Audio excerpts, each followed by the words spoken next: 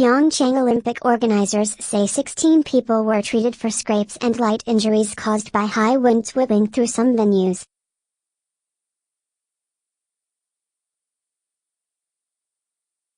Organizing committee spokesman Sung Baekyu says 13 staff members and 3 spectators were injured Wednesday.